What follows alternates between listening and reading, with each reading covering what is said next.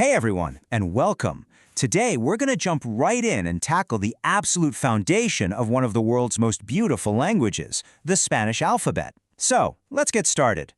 So first off, why Spanish? I mean, just look at those numbers. We're talking about over 500 million native speakers. It's the official language in 21 different countries. Learning the alphabet is your very first step to connecting with a huge, vibrant part of the world. So what do you say? Are you ready for your first lesson? Let's do this. Think of this as your personal introduction to the sounds that make up every single word in Spanish. And hey, don't worry, I promise there isn't going to be a pop quiz at the end. Our goal here is super simple, just to get you familiar and comfortable with the basic building blocks of the language. And you know what the best part is? It's probably way simpler than you're imagining. Seriously, if you're an English speaker, you already have a massive head start. Okay, let's get to the heart of it. We are going to walk through the 27 letters that make up the modern Spanish alphabet. And here's a fun fact you might not know. The alphabet actually got easier to learn pretty recently.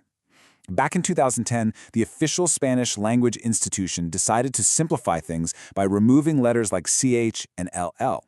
Now, those sounds are still in the language, for sure, but they're not considered their own separate letters anymore, which, honestly, is pretty good news for us. So this is our magic number. Just 27. That's it. This is all you need to learn to be able to read and pronounce basically any word in Spanish. And here they are, the whole gang. They look pretty familiar, right? They should. So let's break them down. And we're going to start with the most important and, believe it or not, the easiest group, the vowels. Listen, if you can master these 5 little sounds, you have won half the battle of Spanish pronunciation. I'm not kidding. Unlike in English where vowels can be all over the place, Spanish vowels are beautifully consistent. Each one has one sound and it never, ever changes. Let's just say them together. Ready? A is A, E is E, I is E, O is O, U is U. See? Super simple. Now, let's just take a quick look at each one with an example you'll recognize.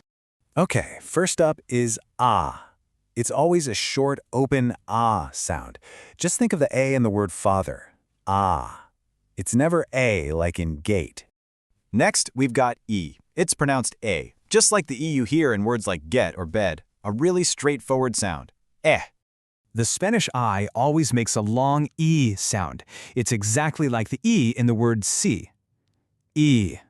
And the O, it's a very pure O sound.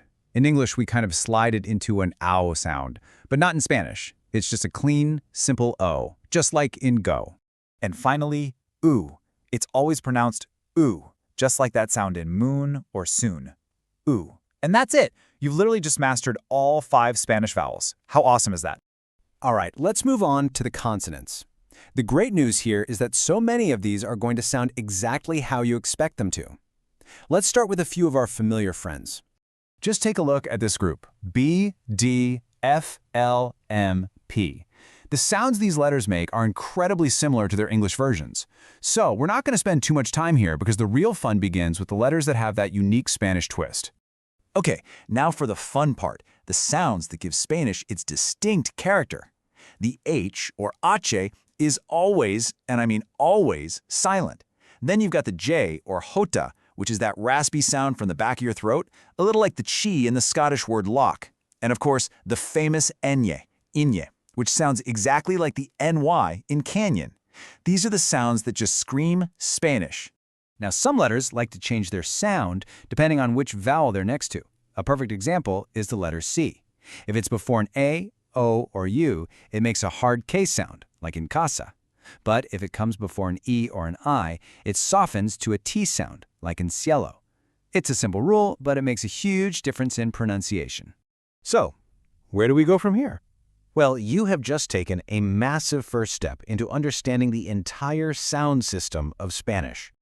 I mean, think about it. In just these few minutes, you've learned the 27 essential building blocks. You've seen that the vowels are simple and consistent, and that really only a few consonants have unique sounds you need to practice.